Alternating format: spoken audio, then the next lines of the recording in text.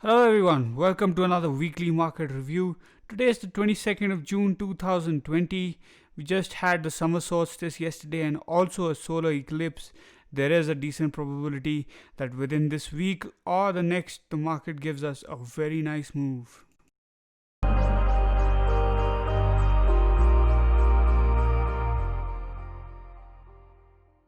So, looking at the total market cap on the weekly, and what you can see is last week we did have engulfing on a closing basis. We were looking for price to come down and test some important levels. Highlighted 241 as a very significant level to be holding, but the weekly 245 is what gave us a pretty good reaction, and we did end up closing well below the wick of the previous week. Let's look at the daily. So on the daily time frame, we have a slightly clearer picture. Even though BTC seems to be going sideways eternally, total market cap shows a slightly different perspective. So we had this big run up and a strong sell off after that. This is the pre-halving sell off, and from the sell off we had a good reaction and a 618 retrace. We got another impulse which was actually a 1:1 move. It was a 1:1 move of this first impulse, okay, and this second impulse we got, rather than a simple correction, a more complex correction with a 786 retrace that held up. From the 786 retrace we have had a higher high and a higher low. So what we need for a confirmation that this is to be a continuation is a break of this level, the 267 level. We get a confirmation once price breaks up below this. Above this we have a higher high and a higher low, and we will be making then a higher high, which would signify that there is a higher probability that we are getting continuation, because after this correction we've already made a high low and we broke this. So we had market structure, we've made a correction. In this correction we broke this high that made this low. Now we've made a lower low as well, and all we need is a higher high, which will be showing us that according to price action we are currently trending. On the 4-hour time frame, I'm gonna highlight a couple of key VWAPs. One is from the 27th May lows. You can see how well respected it has been. It was initially support and turned into resistance since the big sell-off we had on the 11th of June. So we turned this into resistance, and currently we have been bouncing between these two VWAPs. The other VWAP we have is from the 7th May highs, and you can see that as well has been respected as resistance and support at key levels. So we have held that as support, and currently the 27th May VWAP we are holding it as resistance. What we want to see is for price to break up above this VWAP and above this key 265 weekly level, take out this high of 266, and then essentially hold this 265 as support. This is what the bulls want to see, so the game plan, if you are not already in, though there was quite a few entries over the last 2 or 3 days, and even on this channel down, I can show you this channel on the 1-hour time frame. This is quite a clean channel. We did come from the top to the bottom, held the mid, and we have broken up above it. So this was what seemed like a more complex correction. So we have had a decent stop run over here, and we have broken up out of this channel.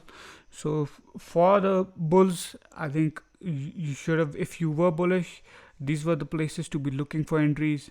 Though last week I did tell you that this is exactly where we were in a perfect place to be managing risk, and if you were watching the review, it was the absolute perfect entry to get for this move, because you could be still be sitting in this entry, and that is what my position is.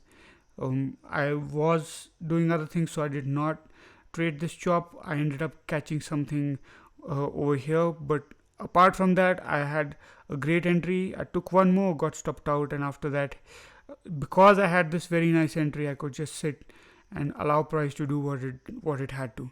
So if you did watch last week's review and you were able to take this, congrats. And for now, total market cap for the bulls, this is what we want to see. And if you are bearish, what you want to see is for this VWAP first of all to get taken out. But more than that, I think this 245, 241, this is the key level. This needs to be taken out. So if this does get taken out, you would have a trigger to trade this down to the 225 level. But if you're bullish, then we have a positive trigger once we find support above 265, which would then give us a potential for expansion up to possibly new highs and another leg up for the entire market, and essentially first of all for BTC. Altcoin market cap is pretty similar to the total market cap, because large caps against BTC have generally been flat, though we've had some nice plays in some other alts, all the while BTC has been doing what it has. And for the altcoin market cap, you can see that this weekly block right here, it has acted as demand. Just with the wicks, you can see that, I mean, it has been a week of indecision, but if you look at the wick which is at the bottom, it does signify this decent reaction from this 80 billion level in confluence with this weekly demand level right here. Let's drill down to a lower time frame. Let's drill down to the 4-hour. So on the 4-hour, what you can see is we had this channel. We were looking at the potential break of that channel. But what I wanted to highlight is this head and shoulders, this complex head and shoulders that we have. Even if you take it horizontally, which most traders would, it would end up giving the same neckline. So the same test of this neckline gives us a technical pattern to about 98 billion for this head and shoulders. We have broken out of this channel, and essentially that's just reflecting that price has been moving more sideways than up, currently facing channel resistance. But if we can get back into this channel, you can see that we will be forming another head and shoulders, which this is, both of these are inverted head and shoulders, by the way, just in case somebody gets into the technical bit of it. And this inverted head and shoulders, if we get a successful breakout, has a target of 96 billion. But for that, basically price has to get back into this channel, and the technical target for once price does get back into the channel is again the channel mid. So all three of them do end up giving us a target of new highs on the altcoin market cap. So let's see if this can manifest. The way to manage risk for this would be the bottom of the right shoulder. If you do take the breakout, so the bottom of the right shoulder would be the place to manage risk for your target to the top right here. So yeah, again, altcoin market cap doing something pretty similar to the total market cap. We do have a higher high and a break in market structure here as well. So let's see if we can continue to make this higher high and allow price to manifest what we have been foreseeing for the last couple of weeks. Taking a quick look at BTC, we have been in this range now for nearly 2 months. End of April is where we got here, and now it is the 22nd of June, so almost 2 months of being in this range. You can see initially we spent time more near the bottom of the range, and currently for now, whenever price is getting closer to the bottom, we are getting some kind of reaction. There is still, of course, no confirmation of getting out of this range. I would say what a confirmation would be is if we do get a break below this previous monthly open, closing basis below 8600, you could say that we are going to break down below this range, and the actual breakout for this range would happen essentially above 10,500. But you can see on a weekly closing basis we have rock solid support here at 8700. We had 4 weeks where price was really trying to close below, and we did not. And in terms of upside, we have not had a weekly close above 97.60. So we've had wicks on both sides, and this has been a very tight range. If you just look on a weekly closing basis, this is about $1,000 range, where BTC has spent a couple of months now. Expansion from this, of course, everybody knows, should be violent. A breakout play for this range, considering the amount of fakeouts we have had, is still now 10,500. You do know a couple of weeks ago we did have a breakout play at 98.50, but after the price action we've had over the last 3 weeks, the breakout play is now above 10,500, and we should be targeting, first of all, this 11,500 level. This weekly closes up here, and if we do end up still carrying on, then I think the 13,880 is the big level where price should get a decent reaction. To the downside, if we do get this closing below 86, we should be looking at 81.33 first of all. And if this is to be taken out, we do have solid support somewhere around the 7,600 to 7,700 level. So for now, BTC still very much in the range. Let's zoom in a little. On the daily time frame, we are looking at again this VWAP from the April lows. This is the one we were looking at on the 15th during the review, and I was telling you that this is a significant place and a valid place to be managing risk. What the advantage of VWAPs over horizontal levels are that they are more dynamic, and a lot of algorithms are using them for their calculations. So it is, like I was telling you last time, it is a more refined level for this 8600 level. So this is currently still the place to be managing risk on a higher term time frame.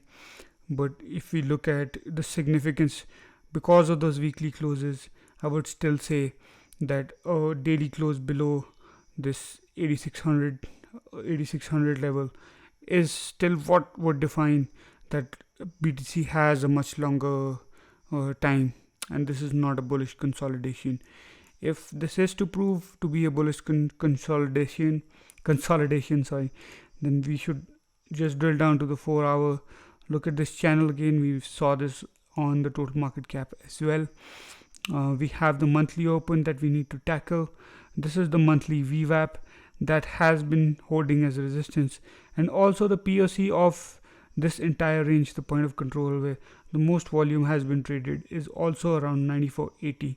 So the top of this channel is very significant. If price can break up and start finding support on the top of this channel, I would say that the bulls are completely back in control, and there is a significant chance that we can then manifest this target for a flag.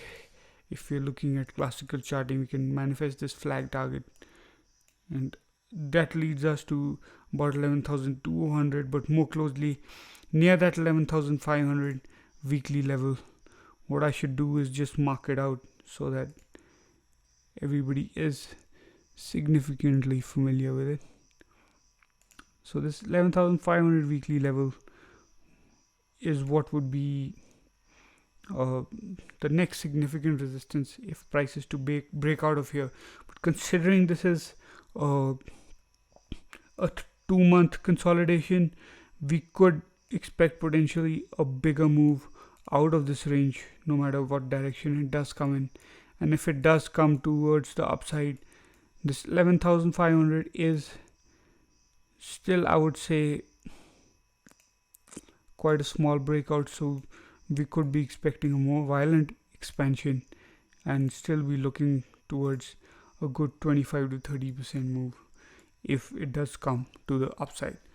So for now, that is the plan on BTC. I think you should be watching this unless you're not already in, because if you did miss the first big place to manage risk, what I was talking about last time. You could have also just pulled out some fibs and had some pretty decent confluence with this monthly level and the 618. Some of us in the Discord did project these levels and end up catching these wicks. So this is the next significant retrace that was there. So we have made that higher and higher low we were looking at, and this is on a daily time frame. Once we do end up breaking above this, we will have confirmation of a break in market structure on the daily and also break out of this channel. So this is a very big resistance zone for BTC currently, which has the monthly open, the POC of the range at 94.80, and then the monthly VWAP at 95.70. So a big confluence of resistance here. If the bulls can tackle it, I would say that we are ready to expand and make this a larger move on BTC. And on the other side, I would say if this higher time frame level is taken out, then we can start looking towards lower targets. First of all, this 8600 level, and taking out of this would take us to this big confluence of this 8100 level on BTC. So for now, this is the plan, and this is what you should be looking at. If you're still not in, I would say you need to wait for price to break out of this range and form some kind of a retrace structure over here, so you can manage your risk for upside. And on the other side, I think the trigger for me for downside on BTC is only once we break this to the downside. For alts against BTC, I just want to show you this LTC BTC chart to highlight the seasonality on alt BTC pairs. And what I've highlighted here is either breakdown points or tops on LTC, which are reflecting breakdown points on alt BTC for each cycle from 2014 onwards. So you can see 2014, the breakdown happened in May, second week of May. 2015, second week of July. 2016, it was the third week of May. 2017, it is the second week of July again. 2018 is the last week of May. 2019, the second week of July again. So 2020, so you can see May, July, May, July, May, July. Oh, sorry, this is June. So 2019 we had it in June and not July, but nonetheless, this is a reflection of the summer alt season that we have. So when we look at 2020, first of all, we did have the move. We had a big move on alt BTC. It was in the starting of the year. So this is something that does happen at some time. But what you expect is for the April-May alt season also to take place, which it did. Of course, the May alt season was not in large caps. Very clearly you can see with LTC. This was more in the DeFi coins that you must be very familiar with if you're watching this review. So what we want to figure out is that, is it going to be the second or third week of July when we get a big correction, or was this it? Was the May correction for large caps, the May top, was that it, and we get a continuation of this breakdown? And what else we want to think about is what would be the catalyst for alts against BTC to break down, because essentially there are two catalysts: either BTC impulses up on its own where alt BTC breaks down, or BTC breaks down as well and alt BTC breaks down along with it. Either way, I think we have quite less time left on alts against BTC, and should be careful on these pairs considering what we have in terms of seasonality for the past 6 years. So this is a significant chart, and alt BTC seasonality is very prominent, as you can see. So just keep a lookout on this, guys, and make sure to manage your risk if you are overly exposed to all BTC pairs without having some kind of risk management in place. For most of all, the situation that BTC breaks down and all BTC breaks down along with it, because what would happen is that if you are trading alts and BTC breaks up and alt BTC starts to move down, you can still retain your dollar value. I mean, it is still a trade, and if you're trading alt BTC pair, it is a losing trade, so you should anyways have your stop loss. But you would, if BTC moves up, you would at least still be able to retain your dollar value. If both of them break down together, then you do know that all BTC really accelerates to the downside when BTC moves down. So just keep that in mind and keep the seasonality in mind while you are exposing yourself to all BTC pairs. Looking at the Nasdaq on the weekly time frame, and last week we have printed the highest ever weekly close on the Nasdaq. So if you are still confused whether this is a bull market or a bear market, you should understand that if your indexes, even though they are the strongest indexes, if they're closing to new highs, I mean, you cannot be dreaming the fact that this may be a bear market. Nonetheless, since last week, I mean, this is where we were on the Nasdaq, and this is the big daily block. I did tell you that if we are going to move up, this is the place to manage risk for upside. So congrats if you took it, because we did move pretty fast outside of this, and we gave a good a decent move. We gave a pretty decent move from here, from this top. Yeah, about 4-5%. So if you were watching, this is still the place for the Nasdaq to be managing risk. You can see the VWAPs from May, they are holding very well on a closing basis. I would say that we should really only be looking for a considerable upside, for considerable downside once a confluence of both these levels are taken out, and then you can be looking for the lower levels. But for now, what I would say is that you can zoom in and you can still try to look and find places to be managing your risk. I think more than indices now, there is still a significant opportunity in individual plays. I did tell you that you should be making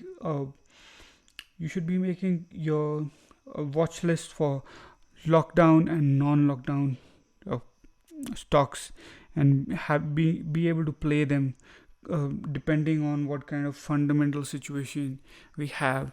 So the cases, of course, due to the overexposure and due to the revolts in the US, they are rising. So you can see that the lockdown stocks that we had spoken about 2 weeks ago, a lot of them are doing really well. You can see Zoom has already made new highs. Shopify is doing really well. You have cloud computing, which is an EDF SKYY, that is doing pretty well. So there are a lot of individual names that are giving very clean setups.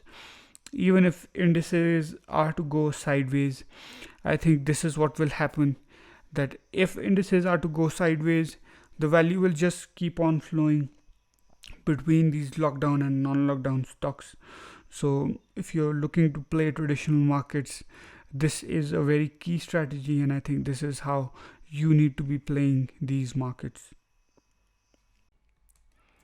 So we're looking at a few other analogs that we have had where price has done something pretty similar. So we have 98, 2009 and 1982.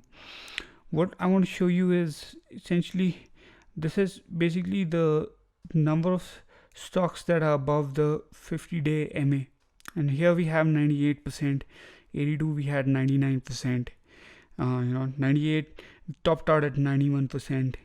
And what this chart essentially is signifying, first of all, is that the first impulse that we have, where we have maximum breadth, where all the stocks have moved up, it has never been, once it has been so high, that has not been the top. And we've had a slight continuation in the rally before we've had a bigger correction. So you can see that we've gone up, and while price has while breadth has reduced slightly, but I think the closest analog we have is 2009 to now. But you can see that price had gone up about 39%, breadth was still at a high. So if we compare it to 2009, we got a 92% breadth, which was the top right here. And after that we got this correction, we got a bit of sideways, and we did get another big impulse up before we got more sideways and a correction.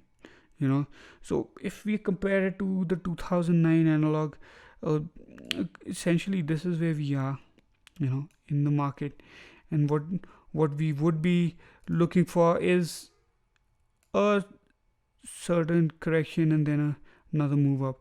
And that's not to say that the analog will be followed to the exact, but what I wanted to show you is that the market breadth on this first impulse, it is 98%. The last few times we've had that, we have had continued strength. So this is something very significant, and this is something that you should understand, that it is what the funds are also looking at. And you should also know that most of the funds, or quite a large percentage of them, were expecting at least another a retest before moving up. But this V-shaped bottom has caught many off guard, and I think now, in terms of the institutional money, the ones that have missed this rally, they are quite focused to not miss the next rally that is to come. So in that focus, I think there's a lot of metrics that would come into play, but strong market breadth is one of them that really does signify that there is no going back to the absolute lows that everybody was looking for. And another thing is the fact that many did miss this. This is where they would have to be looking to make up. So keep a lookout at this. Last week we were still thinking it is possible, and you saw that we got that move up on the Nasdaq. So essentially we could be looking at a potential sideways, with individual names moving up and down, like I did tell you, the lockdown and non-lockdown stocks moving up and down. But this is very significant, the market breadth with which we have made this 44% move up. This is what is signifying that the market is going to be looking to get in. A lot of the market is going to be looking to get in. So keep a lookout on the market breadth, and also keep a lookout on how you can end up playing this correction.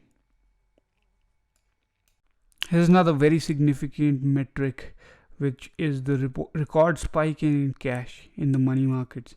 The last 3 months have had so many investors move in cash. It is way higher than what it was 5 years ago, and of course that is due to what we have in the environment. Like, people are just looking around and they want to flee to the safety of cash. And essentially, the market has been cornering this is the metric that the market has been cornering, because everybody's wondering why are these risk on assets carrying on going higher.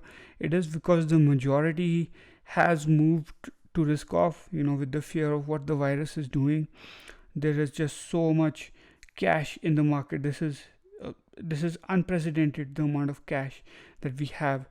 So if you still have some doubts as to why or whether this rally can continue or not, you should know that the number of people that have been out of it is pretty high. Yes, we do have the FOMO of these Robinhood traders, but you have to understand, in terms of market cap, that is not very big. The big money in the markets is your 60 to 70-year-old, the big investors, and of course you have your funds along with that. That is where the big money is. It is not the young teenagers of Robinhood, because if you're totally and completely basing your broad market sentiment on this younger category, you should know that they're a very small percentage of the actual of the actual market cap of traditional markets. And the actual market cap of the traditional markets the last 3 months has been moving into cash. So a deep retrace would allow all of this to fill in. So what do you suggest the market do? Would it rather go down deep enough that these people feel safe to manage their risk and get back because they missed out? Or would you rather that we have still more waves of fear and a more complex correction where all of this money has to get back into the market at a premium? For me, I think it makes more sense that all these people who got out in fear, they end up paying a premium to get back into the market. So, this is a very important metric, and you should keep this in mind for your strategy on traditional markets. For our commodity section, we're going to be looking at the lumber or the timber chart. And essentially, timber's had a really, really good 3 months. And we're approaching what is a key resistance level. We have two key resistance levels. One is the 425 level, and the other one is the really, really big level, which essentially we have not been able to really close out of, apart from this, what is considered for now a high time frame fake out. But if we do end up closing above the 477 level, I think we have pretty good moves on this market. But nonetheless, the trend is very strong on this one, and if you like trend playing strategies, you should know, if we can start closing above this 425 level, you would still have some decent moves in this. Not going to go into lower time frames for now. We've had a very strong 3 or 4 days. So what I would suggest is, watch for the reaction over here. And if you do start closing above it and finding support above this 425 level, then you should start looking for continuation, because it's very impulsive right now. You've had 3 very strong months. If you want to just look quickly at the quarterly chart, you can see you just we're having a very strong quarter, which signifies there is potential for at least some kind of continuation here. So watch for this level, watch how price reacts to it, and there is potential for you to carry on riding this great trend. Also, taking a quick look at gold, you can see we made this complex head and shoulders, but essentially we've been in this consolidation for nearly 2 months, slightly more than 2 months. And if you've been watching our reviews, we've been managing our risk from this yearly level, and it has held quite well over this long period of time. And for now, this is the big resistance, the 1722. In terms of daily closes, today and over the next couple of weeks will be important. I think if we start closing above this 1748 and finding support here, we would be ready to challenge the 7072 big quarterly level. And if price is to take this out and find support, I think gold is really in for some nice levels, because if you have looked at the gold chart, we'd be reaching places where there is not much resistance and heading towards all-time highs for gold against the dollar.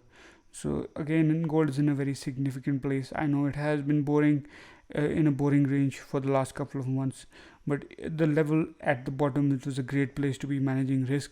Even if you were to be doing range plays, this would still be very profitable, because this level has held well the last 3 times that we have tested it. If you found this video helpful, please give it a thumbs up and go ahead and share it with someone else. And if you have any questions about what we covered today, please leave them in the comments, and I will be sure to get back to you or answer them in my next video.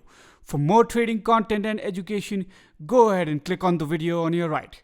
Thanks for watching, guys, and cheers!